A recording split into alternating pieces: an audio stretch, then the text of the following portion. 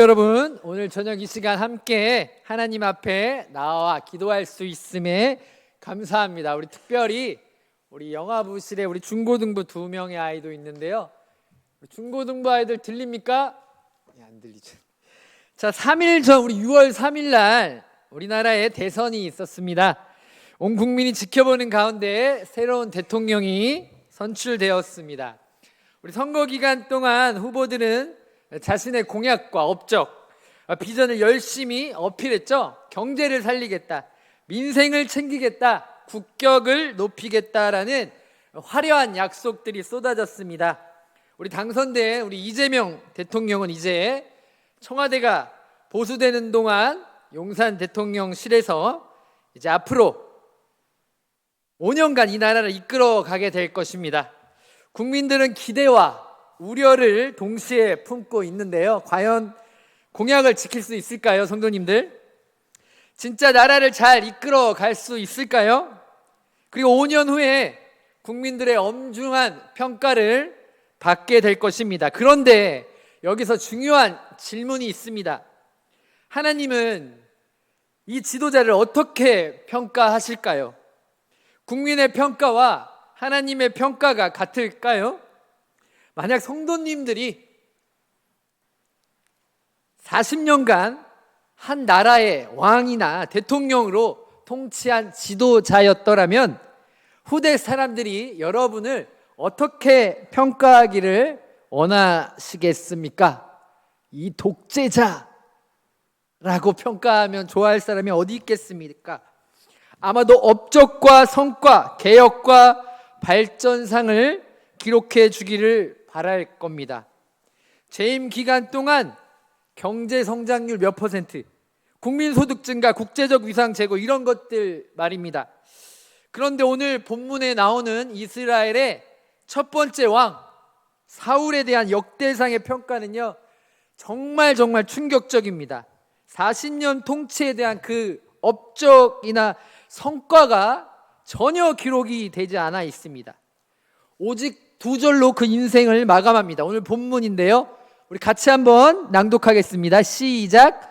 사울이 죽은 것은 여호와께 범죄하였음이라. 그가 여호와의 말씀을 지키지 아니하고 또 신접한 자에게 가르치기를 청하고 여호와께 묻지 아니하였으므로 여호와께서 그를 죽이시고 그의 나라를 이새의 아들 다윗에게 돌리셨더라. 40년의 통치의 결론이요, 단 한 줄로 요약됩니다. 여호와께 묻지 아니하였으므로. 오늘 본문은요, 우리 성도들에게 중요한 질문을 던집니다. 하나님을 믿는다고 하면서 정작 하나님께 묻지 않고 사는 것이 얼마나 위험한지를 보여줍니다. 우리 역대상 10장을 제대로 이해하려면요, 역대기 전체의 구조를 알아야 합니다. 우리 매일 성경 다 하고 계시죠? 우리 1장부터 9장까지는요 뭐로 시작될까요? 족보로 시작합니다. 우리 아담부터 시작해서 포로 후기까지 이어지는 긴 족보가 오늘 새벽 마쳤습니다. 그런데 10장에서 갑자기 누구의 죽음 이야기가 나옵니까? 사울의 죽음 이야기가 나오고, 주일부터 11장부터는 바로 우리가 잘 아는 다윗의 이야기로 넘어갑니다. 이제 긴 수면제 족보가 끝났으니까요, 매일 성경 다시 시작합시다. 왜 사울의 40년 통치 중에서 오직 죽음만 기록했을까요? 총신대 구약학의 김지찬 교수는요 이렇게 해석합니다. 진짜 왕이 누구인지를 비교하기 위해 적어놨다라고 합니다. 즉 역대기는요 단순한 역사 기록이 아니라요 신앙 교육서라는 겁니다. 바벨론 포로에서 돌아온 절망적인 백성들에게 진정한 왕은 누구인가, 하나님이 진정한 왕이 누구인지를 보여주는 것입니다. 사울과 다윗의 비교를 해서 진짜 좋은 지도자가 어떤 사람인지를 보여주려고 사울의 죽음 이야기를 다윗 이야기가 하기 전에 잠깐 놓은 것입니다. 사울은요, 오늘 본문에 보면 몇 가지 범죄를 저질렀죠? 하나도 아니고 두 개도 아니고 세 개. 아말렉 전쟁 때요, 하나님은 모든 것을 없애라고 했습니다. 하지만 사울은 좋은 것들은 남겨두자고 했습니다. 변명하죠. 하나님께 제사 드리려고 남겼습니다 라고 자신의 판단을 하나님의 명령으로 바꿉니다. 우리에게도 이런 유혹이 있지 않습니까?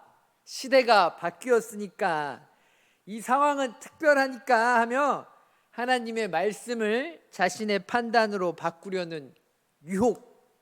시대가 어려우니까 어떻게 노방전도가 되냐라고 우리의 뇌와 마음이 가득 차 있지 않습니까?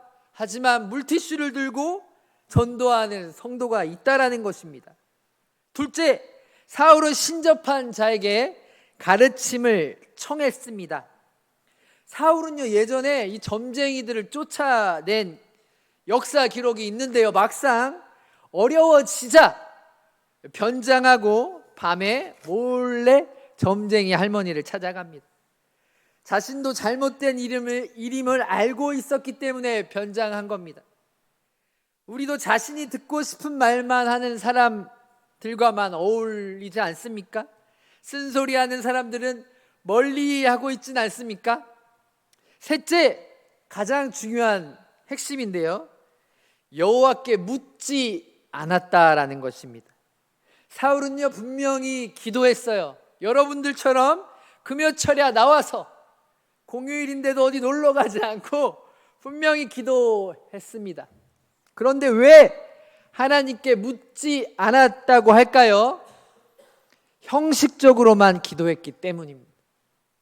이미 자신의 계획을 다 세워놓고 하나님께 승인만, 결제만 받으려고 했던 것입니다. 이 세 단계를 보십시오. 말씀을 어깁니다. 그리고 나서요, 다른 곳에서 답을 찾습니다. 그리고 기도가 끊어집니다. 우리의 모습과 닮지 않았습니까? 이것이 사람이 타락해가는 과정입니다. 그렇다면 하나님은 이런 사울을 어떻게 하셨을까요? 오늘 본문인데요, 여호와께서 그를 죽이시고 그의 나라를 이새의 아들 다윗에게 돌리셨더라. 하나님은 사울을요, 직접 심판하십니다. 그의 나라를 다윗에게 주셨습니다. 하나님께 묻지 않는 자는요, 실패하게 돼 있습니다. 여기 오신 성도님들은 이미 반은 성공한 겁니다. 할렐루야. 하나님께 묻는 자에게 축복을 주신다는 분명한 메시지 꼭 마음에 새기고 순종하고 돌아가길 축복합니다. 묻지 않아서 실패한 경우 성경에 여러 사례가 있습니다. 기브온 사람들에게 속았습니다. 여호수아가요. 하나님께 묻지 않고 눈으로만 본 것만 믿었기 때문입니다. 다윗 왕은요, 법궤를 옮기는 좋은 일을 했는데요, 하나님께 묻지도 않고 자기 방법대로 했다가 우사가 죽죠. 하지만 제대로 물은 성경의 인물도 있습니다. 여호사밧 왕이 적군이 쳐들어왔을 때 금식하며 하나님께 물었더니 승리했습니다. 겁쟁이 기드온이요, 양털로 2번이나 하나님의 뜻을 확인했습니다. 하나님이 응답해 주셨습니다. 할렐루야. 이것이 바로 사울과의 차이입니다. 사울은 형식적으로만 물었지만 이들은 진심으로 하나님의 뜻을 구했습니다. 이 자리에 오신 성도님들, 진심으로 하나님의 뜻을 구하는 자들이 되길 축복합니다. 그런데 여기 놀라운 반전이 있습니다. 완전하게 아버지께 묻는 분이 나타나셨습니다. 누구일까요? 사울의 아들 요나단일까요? 바로 예수 그리스도이십니다. 예수님은요, 하나님의 아들이시면서도 인간으로서 이 땅에 계실 때 항상 아버지께 묻고 순종하셨습니다. 항상 묻는 게 쉽지 않았을 겁니다. 그리고 예수님께서 우리에게 놀라운 특권을 주셨습니다. 성전 휘장이 찢어지면서 우리도 하나님께 직접 나아가 물을 수 있게 된 것입니다. 할렐루야. 그래서 히브리서 기자가 그러므로 우리는 긍휼하심을 받고 때를 따라 돕는 은혜를 얻기 위하여 은혜의 보좌 앞에 어떻게 나아갑니까? 담대히 용감하게 나아갈 것입니다. 할렐루야. 히브리서 4장 16절의 말씀이 성도님들의 말씀이 되길 축복합니다. 금요일, 수요일, 주일, 새벽 예배 언제든지 주님의 보좌 앞에 담대히 나오시길 축복합니다. 그렇다면 우리는 어떻게 사울의 실수를 피할 수 있을까요? 하나님께 묻는 삶을 살 수 있을까요? 진심으로. 사실 저도 최근에 이런 경험을 했습니다. 한 청년이 찾아왔는데요. 우리 교회 청년 말고요. 진로 문제로 얼마나 스트레스를 받았으면요, 이 잠을 못 잘 정도라고 합니다. 이 고민이 많으면은요, 우리 커피 마시면 각성되잖아요. 그 밤에 잠 못 주무시는 분 계시잖아요. 근심이 많으면요, 근심이 사람을 각성을 시킨대요. 이 청년의 고백입니다. 스트레스를 받아서 잠을 못 잔대요. 온갖 정보를 찾아보고 사람들에게 조언을 구하고 밤새 고민하면서도 정작 하나님께 진지하게 묻지 않았다는 것을 깨달았습니다. 그리고 저 자신도 마찬가지였습니다. 며칠 전에 인터넷 문제가 생겨서요, 전문가의 자문을 구했습니다. 김경태 집사님이라고요. 그분이 해주신 조언을 제대로 듣지 않고 그러려니 하며 대충 넘어갔더니 문제가 더 커졌습니다. 그때 깨달았습니다. 내가 전문가 말을 제대로 안 듣듯이 하나님의 말씀도 이렇게 왜곡하고 대충 듣고 순종하지 않고 있구나. 정말 김경태 집사님 말대로 하니까 고쳐졌습니다. 할렐루야.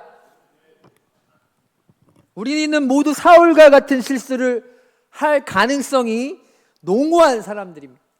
그렇다면 어떻게 해야 할까요? 사울의 문제는요, 처음부터 나쁜 사람이었던 것이 아니었습니다. 초기에 사울은요, 겸손했어요. 왕이 어디 있습니까? 라고 하니까 숨어 있지 않았습니다. 무엇보다 하나님을 경외하는 왕이었습니다. 그런데 승리가 계속되고 백성들의 인정을 받자 점점 교만해졌습니다. 우리도 마찬가지입니다. 건강할 때, 돈이 생길 때, 여유 있을 때, 자녀들이 잘 될 때, 교회에서 인정받을 때, 이런 때일수록 하나님께 묻는 것을 소홀히 하기 쉽습니다. 청년들도 마찬가지입니다. 좋은 대학에 합격했을 때, 원하는 회사에 취업 잘 될 때, 연애가 순조로울 때, 시험 성적이 좋을 때, 이런 때일수록 기도하는 사람 보셨습니까? 우리 한 대형교회 목사님 딸이 삼수를 하면서 시험 대학교 붙을 때까지 아침에 나와서 새벽 기도를 했답니다. 결과가 나오고 합격이라는 소문을 듣고 그 다음 날부터 새벽 기도를 안 나왔다고 합니다. 인간의 참 간사함인데요, 우리는 평탄할 때 더 기도해야 합니다. 할렐루야. 잠언 16장 18절은 말합니다. 많은 경험을 한 왕 중의 왕 솔로몬, 교만은 패망의 선봉이요 거만한 마음은 넘어짐의 앞잡이니라. 어떤 죄 중에서도요, 우리 교만한 죄를 멀리합시다. 할렐루야. 둘째, 하나님의 말씀을 항상 내 상황에 맞게 해석하면 안 됩니다.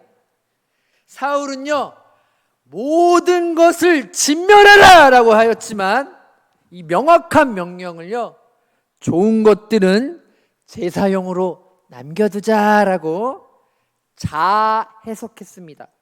이것이 첫 번째 실수였습니다. 우리도 성경 말씀이 내 마음에 들지 않을 때가 있죠. 내가 십자가에 못 박혀 죽었으니, 나도 나를 부인하고 주님의 십자가를 따른다는 이 본성을 거스르는 주님의 말씀. 시대가 다르니까, 상황이 특별하니까 하며 말씀을 수정하려는 우리 인간의 유혹들. 하지만 하나님의 말씀은 시대를 초월한 진리입니다. 할렐루야.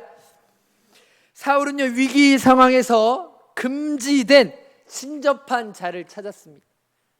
절망적인 상황에서 불법적인 방법을 선택한 것입니다. 우리도 급하고 다급할 때 하나님이 아닌 다른 것에 의존할 때가 많지 않습니까? 그런 유혹이 있습니다. 미신, 속설, 검증되지 않은 정보들. 하지만 이럴 때일수록 하나님을 바라보아야 합니다.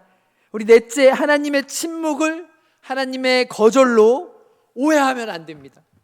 사울은요, 하나님이 응답하지 않으시자 아예 하나님을 포기합니다. 그리고 다른 방법을 찾습니다.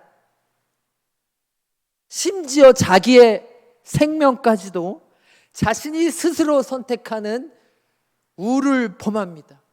이것이 사울이 시종일관 실수했던 루틴이자 패턴, 마지막 죽음까지도 자신이 선택하여 칼에 자살하는 이 비참함. 하지만 하나님의 침묵에는요, 이유가 있습니다. 때로는 우리의 마음가짐을 점검하시기 위해서, 때로는 더 좋은 때를 기다리시기 위해서, 때로는 우리의 믿음을 더욱더 단련시키기 위해서 하나님은 침묵합니다. 이는 내 생각이 너희의 생각과 다르며 내 길이 너희의 길과 다름이니라. 이는 하늘이 땅보다 높음같이 내 길이 너희의 길보다 높으며 내 생각이 너희의 생각보다 높음이니라. 할렐루야. 이사야 선지자가 55장 8절에서 9절에 하나님의 뜻을 이렇게 아름다운 말로 표현했습니다. 하나님은 우리의 생각보다 높습니다. 사랑하는 성도 여러분, 말씀을 마치겠습니다. 오늘 NK 단기 선교가 있어가지고 오늘 본문은 우리에게 분명한 선택을 요구합니다.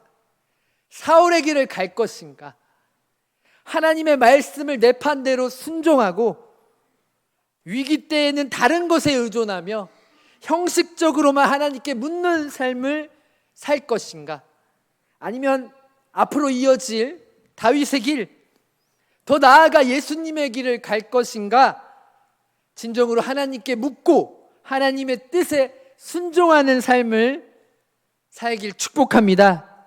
본문이 주는 경고는요, 아주 분명합니다.